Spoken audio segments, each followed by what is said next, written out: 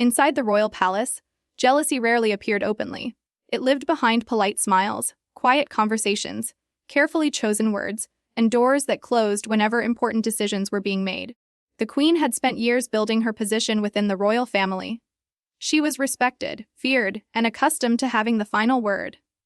Every decision involving the palace, the royal household, and even the future of her children seemed to pass through her hands. But everything began to change when her daughter started becoming more admired by the people. The princess had never deliberately tried to compete with her mother. In fact, she respected the queen and had spent much of her childhood trying to make her proud. She attended royal ceremonies, supported charitable events, visited hospitals and schools, and listened carefully whenever ordinary citizens spoke about their struggles. Unlike many members of the royal court, she did not seem uncomfortable around people outside the palace. The public noticed. At first, the queen was pleased. She believed her daughter's popularity reflected well on the entire royal family. But as months passed, something began to bother her. Whenever the princess appeared at a public event, newspapers focused on her. Crowds gathered around her. Young people admired her confidence, while older members of the royal household praised her compassion. Soon, the princess was no longer simply known as the queen's daughter. She was becoming a royal figure in her own right. That change quietly frightened the queen. During one particular ceremony, the difference became impossible for her to ignore.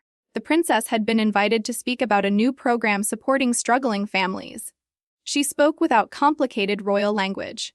She talked about ordinary parents, children who needed opportunities, and families who wanted nothing more than security and dignity.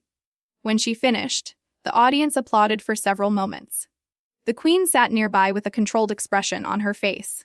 She applauded as well, but her smile did not reach her eyes. Later that evening, the palace corridors were almost empty. The queen stood alone near a tall window overlooking the gardens. She could hear distant footsteps from servants preparing for the next day's events. Her daughter had done nothing wrong. That was precisely what made the situation more difficult.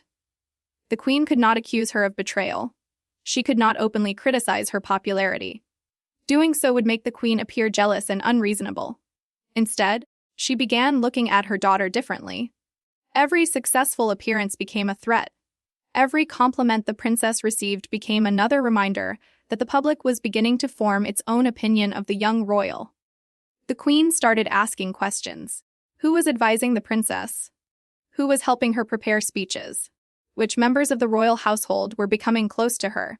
Why were certain newspapers praising her so frequently? At first, the palace staff assumed the queen was simply being protective, but the questions became more frequent.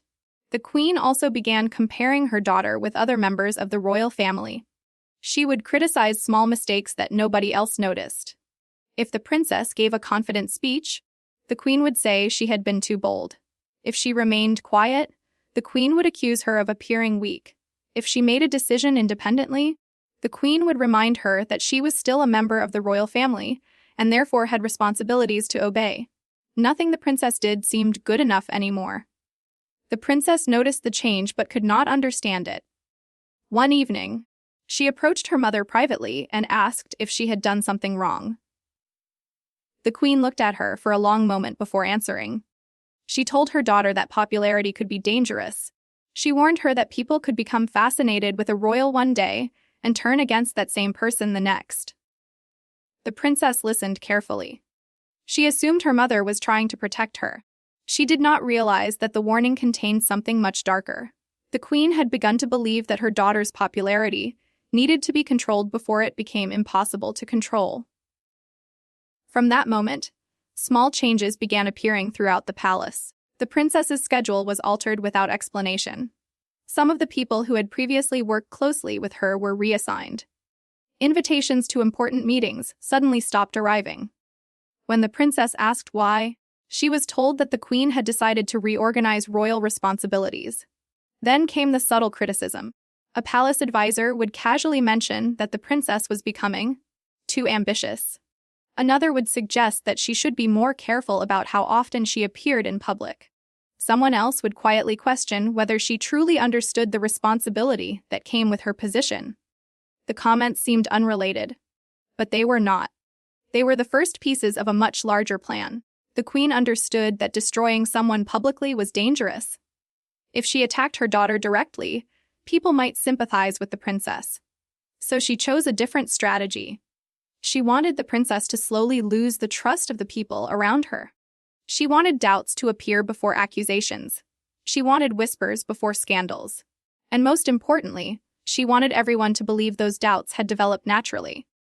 The queen knew the palace better than anyone. She knew which advisors could be influenced, which journalists were hungry for stories, and which members of the royal household would repeat a rumor if they believed it came from someone important. She did not need to shout. She only needed to whisper. Meanwhile, the princess continued with her duties, unaware of how carefully her surroundings were changing. She noticed that conversations stopped whenever she entered a room. She noticed that certain advisors avoided meeting her eyes. She noticed that people who had once welcomed her suddenly behaved formally and distant. One afternoon, she entered a private meeting room, expecting to find 3 advisors waiting for her. Instead, the room was empty. On the table was a short note explaining that the meeting had been canceled. There was no reason, no explanation. Just another small door quietly closing in front of her. The princess stood there for several seconds, holding the paper in her hand. For the first time, she began to wonder whether these events were connected. Perhaps someone inside the palace was working against her. But who? She immediately rejected the thought that it could be her mother. The queen was strict, demanding, and sometimes difficult to understand, but she was still her mother. The princess could not imagine that the woman who had raised her could deliberately try to destroy her.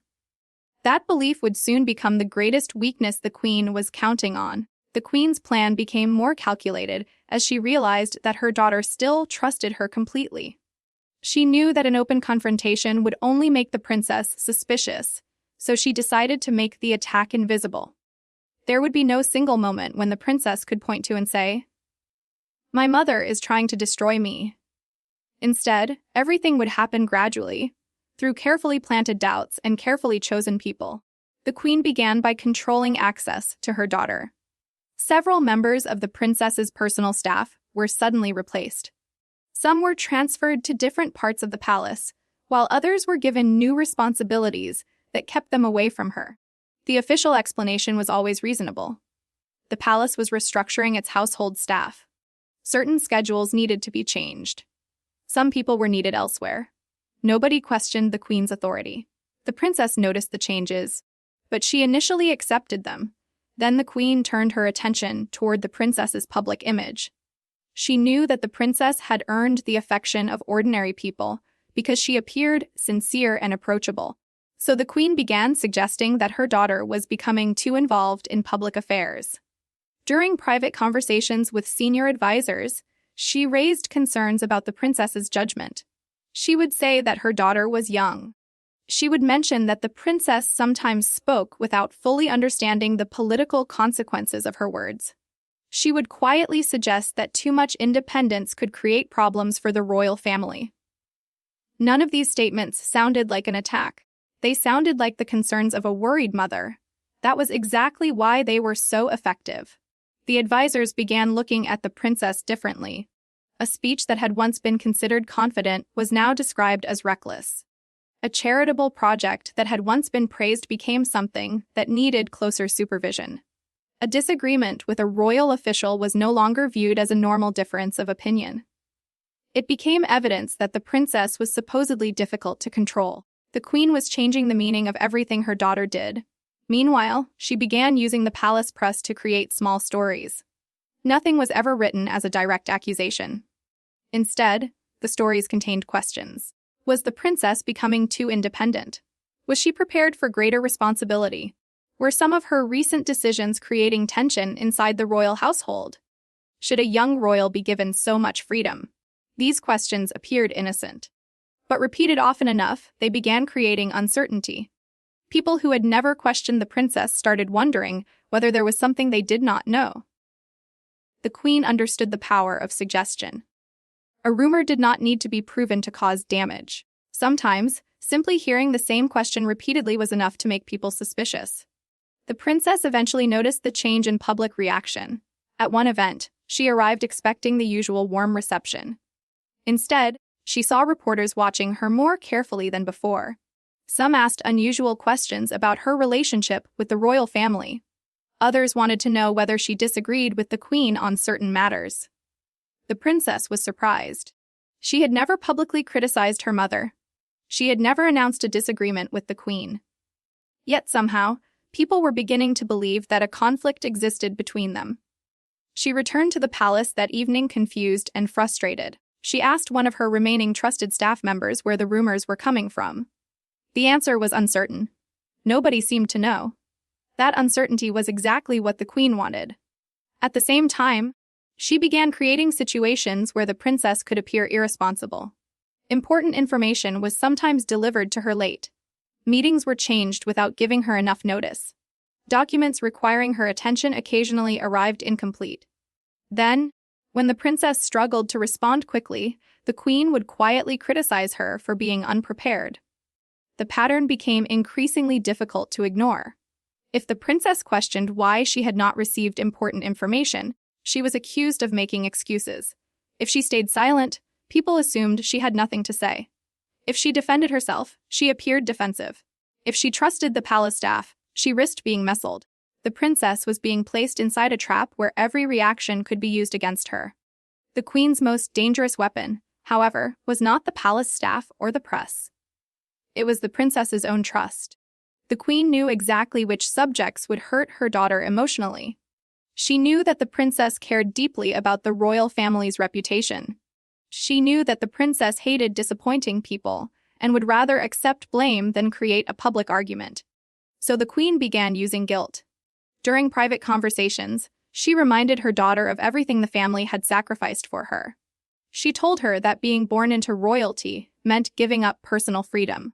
She reminded her that every mistake she made affected everyone around her. Sometimes, the queen would become emotional and tell her daughter that she was frightened of losing control of the family. The princess would listen quietly. She often left these conversations believing that she had somehow failed her mother. That was exactly the reaction the queen wanted. The princess began questioning herself. Maybe she really was becoming too independent. Maybe she really had been careless. Maybe the criticism from the palace was justified. She started changing the way she spoke at public events. She became more cautious. She avoided giving opinions that might be misunderstood. She even began asking for approval before making decisions she had previously handled herself. But instead of improving the situation, her caution created another problem. The queen now had another way to portray her. She could suggest that the princess lacked confidence.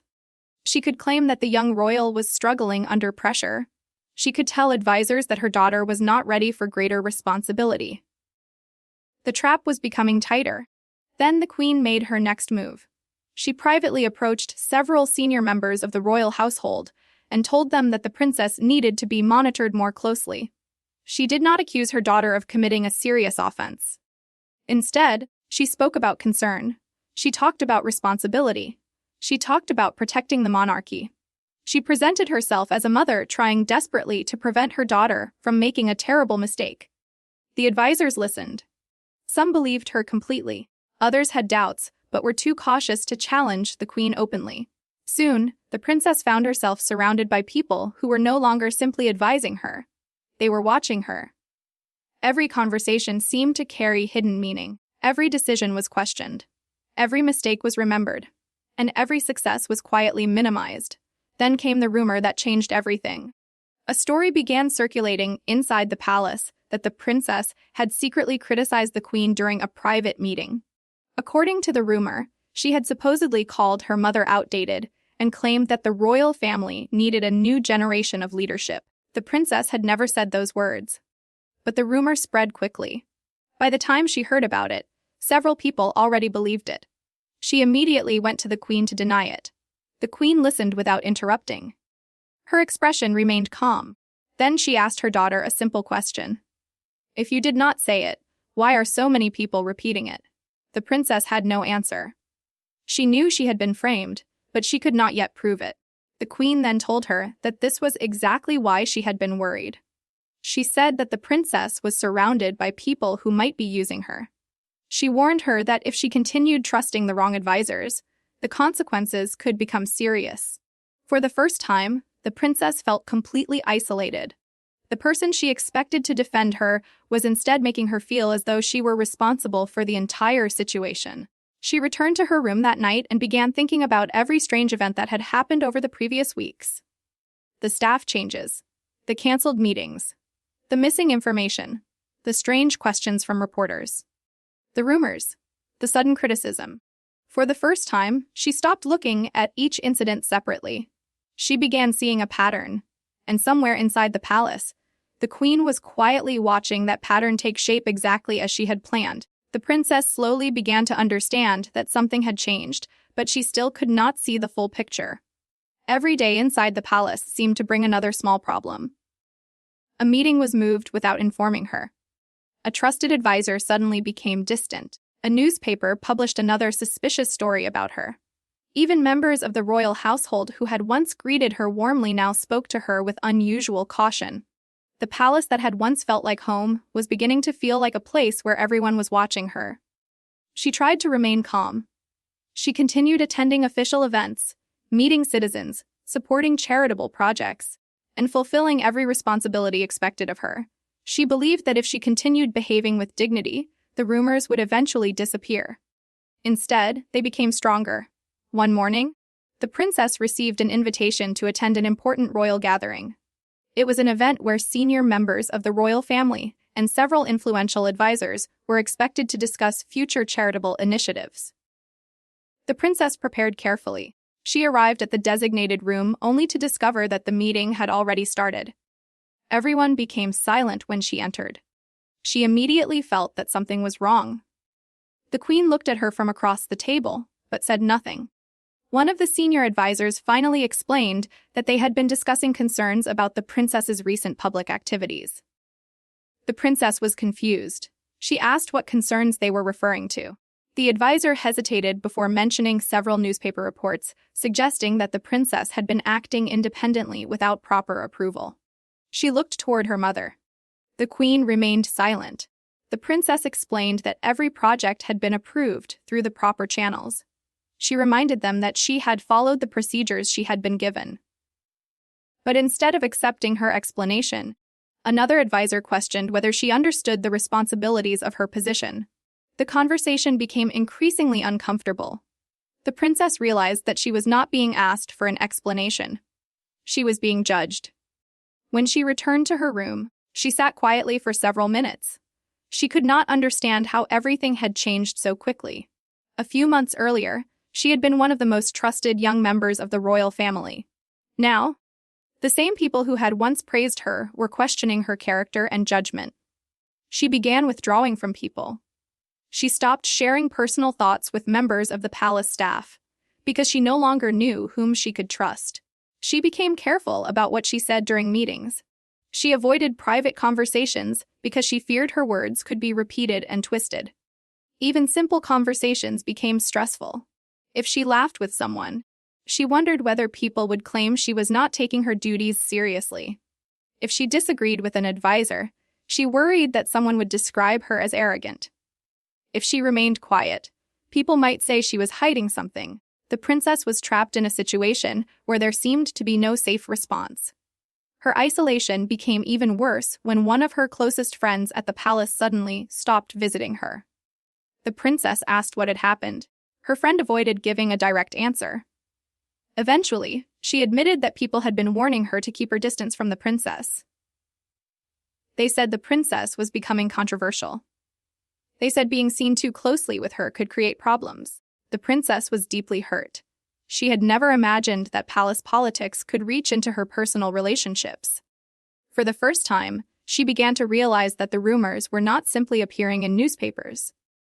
They were affecting real people around her. Friends were becoming afraid. Advisors were becoming suspicious.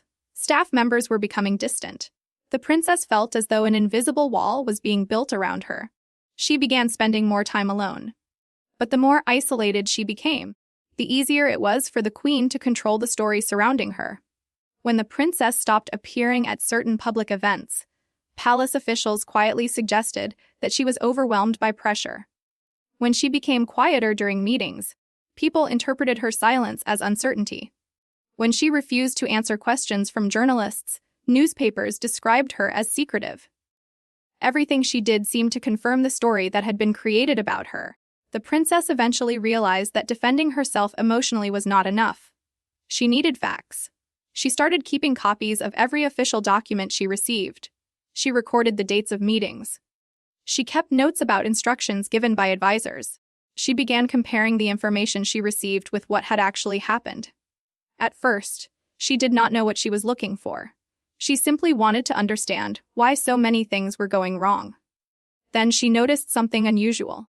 Several important documents had reached her later than they should have. Some instructions she had supposedly ignored had never been delivered to her. Some meetings she had supposedly skipped had been changed after her schedule had already been confirmed. There were inconsistencies everywhere. The princess began asking quiet questions. She contacted members of the administrative office and requested copies of previous schedules. She asked when certain decisions had been made and who had approved them. She was careful not to accuse anyone. She simply wanted information. But even these innocent questions created concern inside the palace. Someone told the queen that her daughter was investigating the royal administration. The queen immediately became alert. She understood that the princess might be getting closer to the truth. So she changed her approach. Instead of openly criticizing her daughter, she began acting more loving and concerned. She invited the princess to private dinners. She spoke about childhood memories. She reminded her daughter of the years they had spent together. She asked whether the princess was feeling stressed. The sudden change confused the princess. Part of her wanted to believe that her mother was finally trying to repair their relationship. But another part of her could not forget everything that had happened. The princess began observing the queen more carefully. She noticed that whenever certain subjects were mentioned, the queen became uncomfortable. Whenever the princess asked about a particular staff change, the queen quickly changed the subject. Whenever the princess mentioned the rumors, the queen insisted that palace gossip was impossible to control. The princess listened. She did not argue. She simply remembered. Meanwhile, the pressure outside the palace continued to grow. Journalists began asking whether there was tension between the queen and the princess. Some newspapers published stories claiming that the princess had fallen out with her family. Others suggested that she was frustrated because she believed she deserved a greater role. The princess knew none of this was true. But she also knew that publicly denying every rumor could make the situation worse. She decided to remain silent. That decision, however, was immediately used against her. The palace press began describing her silence as evidence that she had something to hide. One afternoon, the princess attended a public charity event. She was greeted by hundreds of people. Normally, she would have stayed for a long time, speaking with families and volunteers. That day, she noticed reporters watching her closely. One journalist asked whether she was planning to leave the royal family. Another asked whether she was still on good terms with the queen. A third asked whether she believed the monarchy needed a change in leadership. The princess refused to respond to the personal questions. She continued speaking with the volunteers. But the next morning, headlines appeared suggesting that she had avoided the questions because she was afraid to reveal the truth. The princess read the articles in silence. She finally understood that this was no longer ordinary criticism. Someone was deliberately creating a version of her that did not exist. That realization frightened her. She had spent her entire life believing that the palace protected its own. Now she wondered whether the greatest threat to her reputation was coming from inside the palace itself. She began looking through old records. She reviewed letters, schedules, invitations, meeting notes, and messages. She compared dates. She looked for names. She searched for repeated patterns. Slowly, certain details began appearing again and again. The same people were involved in decisions that had caused problems for her. The same advisor appeared near several rumors. The same office seemed connected to documents that had arrived late, and several of those decisions had been approved through channels that ultimately answered to the queen. The princess stared at the records for a long time. She still did not want to believe what they seemed to suggest. There had to be another explanation. There had to be a mistake. She needed more evidence. So instead of confronting the queen, she quietly continued investigating. She knew that one accusation without proof could destroy whatever remained of her position. If she was going to challenge the people working against her, she needed something they could not dismiss as emotion, misunderstanding, or royal family drama. For the first time since the campaign against her began, the princess stopped trying to defend herself against every rumor. She began preparing to discover who had created them. The princess continued examining the records in silence. She had learned that reacting too quickly could be dangerous, especially when she was surrounded by people who might twist her words. So instead of confronting anyone, she began building a timeline of everything that had happened. She placed the documents across her desk and started arranging them according to dates. One document showed that an important meeting had been scheduled for a particular morning. Another record showed that the meeting had been moved several hours earlier. The princess had never been informed about the change. Then she found an official message stating that she had been notified. She stared at the message for several seconds. The signature appeared genuine. The official seal was correct, but she knew she had never received it. That was the first moment when she realized someone had been creating records to make her appear careless. She continued searching. Another file revealed that a charity proposal she had submitted had been delayed for several weeks before being sent to the proper department. Yet the report later claimed that the princess had failed to respond on time. Again, she had not been given the opportunity to respond. The more she investigated, the more inconsistencies she discovered. The problems were no longer random. They followed a pattern. Someone had been interfering with her work and then allowing the consequences to fall on her. But the question remained who? The princess knew that accusing a palace official without evidence could be disastrous. If she made the wrong accusation, the queen could easily portray her as paranoid or unstable. So she continued carefully. She began asking simple questions. She requested copies of old schedules. She asked administrative staff when certain instructions had been issued. She checked which offices had access to particular documents. She compared handwritten notes with official records. She even began examining small details that she would previously have ignored.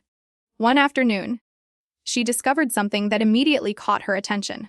A document connected to one of the rumors about her had been prepared several days before the rumor became public. The timing was impossible to ignore.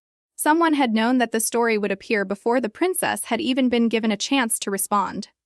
She carefully placed the document aside. Her hands were trembling. She realized that the campaign against her was not spontaneous. It had been planned. Someone inside the palace had been preparing the story before the public ever heard it. The princess then remembered something the queen had said weeks earlier. Her mother had warned her that people were beginning to question her judgment.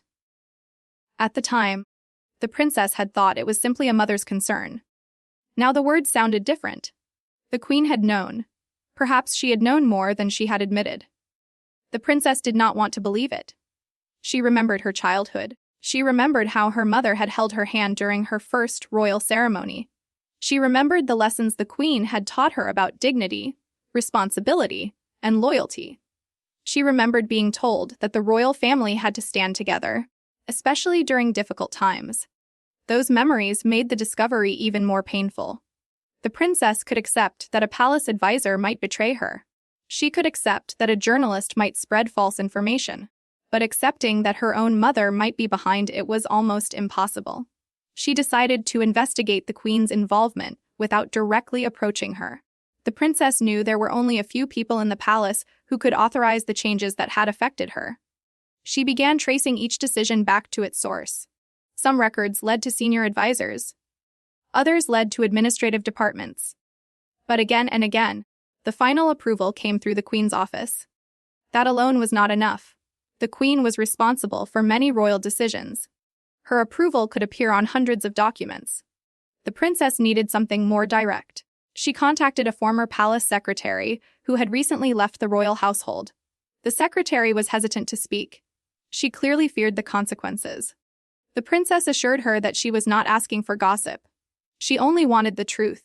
After several minutes of silence, the former secretary finally admitted that some instructions concerning the princess had been unusual. She explained that certain orders had come through unofficial channels.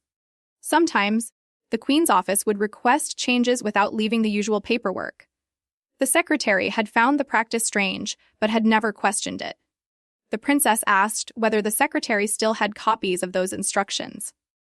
The woman hesitated again. Then she said that she might have something. A few days later, the princess received a small envelope. Inside were copies of several handwritten notes. The notes contained short instructions regarding the princess's schedule, staff, and public appearances. There were no long explanations, only brief commands. Move this meeting.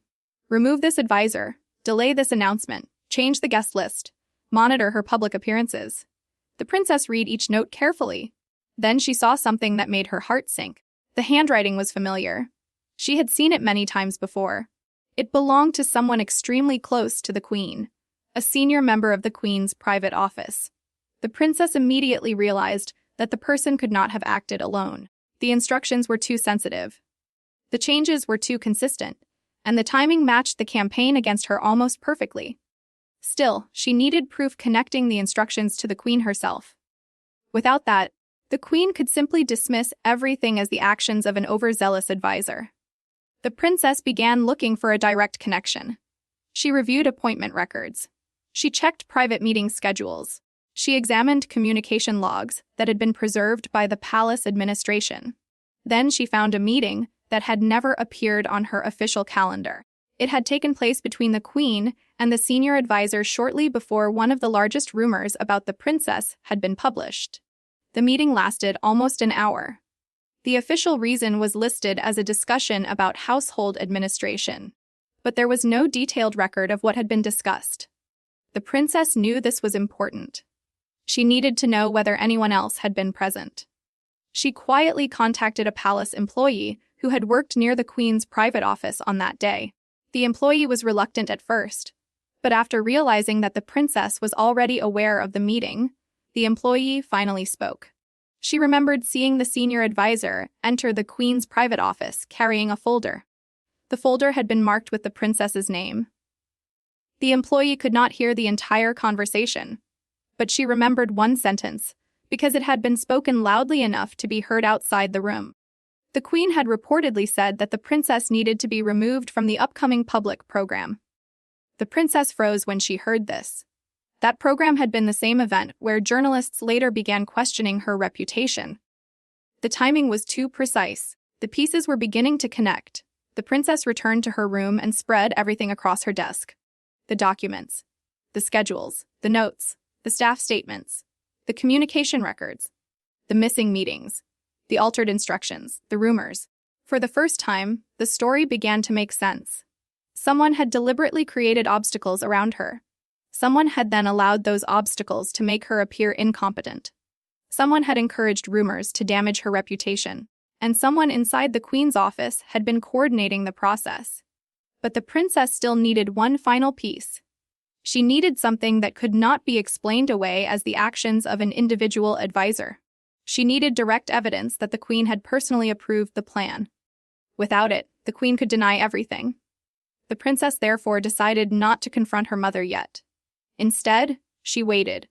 She knew the queen believed her daughter was isolated, confused, and emotionally exhausted.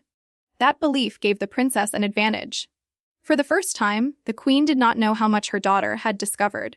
The princess began acting exactly as she had before. She appeared uncertain during meetings. She avoided confrontation. She asked fewer questions. She behaved as though the pressure inside the palace was beginning to overwhelm her.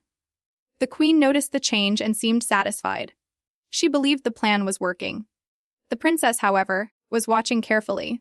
She paid attention to every conversation,